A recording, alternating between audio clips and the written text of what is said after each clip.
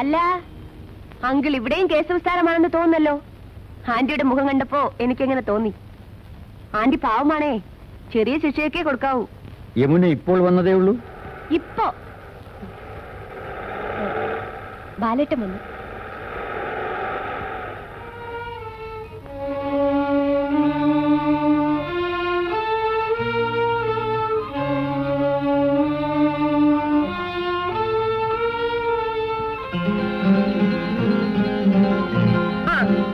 പണിക്കർ ചേട്ടന് പറ്റിയ ഒരാളെ ഞാൻ കണ്ടുവച്ചിട്ടുണ്ട്.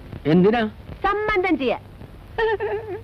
ഇനിയിപ്പോ ഈ വയസ്സുകാലത്ത് ഞാൻ സംബന്ധം ചെയ്താൽ ശുദ്ധ അസംബന്ധമാവുകയുള്ളൂ. ആ പിന്നെ കുഞ്ഞിന് വളരെ നിർബന്ധമാണെങ്കിൽ ആ പൂജാമുറി അടിച്ചു തളിക്കാനും വിളക്ക് തേച്ച് തിരിയിടാനും ഒരു ഒരു ഒരു 10-16 വയസ്സായ ഒരു പെൺകുട്ടിയെ കിട്ടിയാൽ വേണ്ടില്ല. 16 പകരം ഒരു 17 ആയാലോ? അത് ഇത്തിരി ഒരു അധികപ്പറ്റാവില്ലേ? എന്നാലേ ആ പൂതി അങ്ങ് മനസ്സിലിരിക്കട്ടെ കേട്ടോ. ബാലേട്ടാ, ബാലേട്ടാ.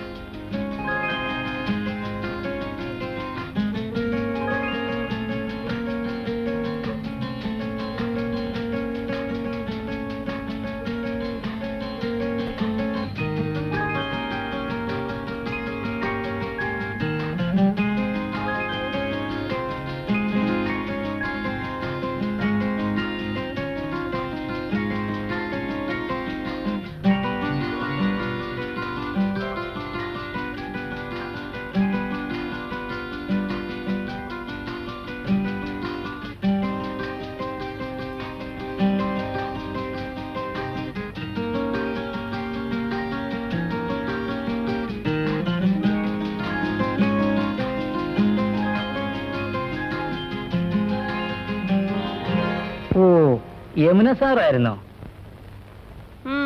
അടിയനൊരു അല്പം വൈകി. ഇത്തവണത്തേക്ക് ക്ഷമിച്ചിരിക്കുന്നു. ഓ,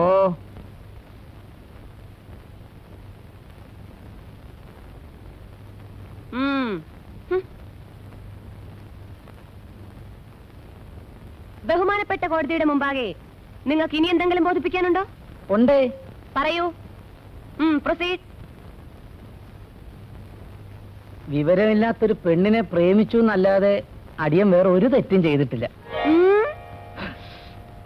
പ്രേമിച്ചു എന്നല്ലാതെ വിവാഹം കഴിക്കാവുന്ന അടിയൻ ബോധിപ്പിച്ചിട്ടില്ല. അടിയനെ വെറുതെ വിടണം.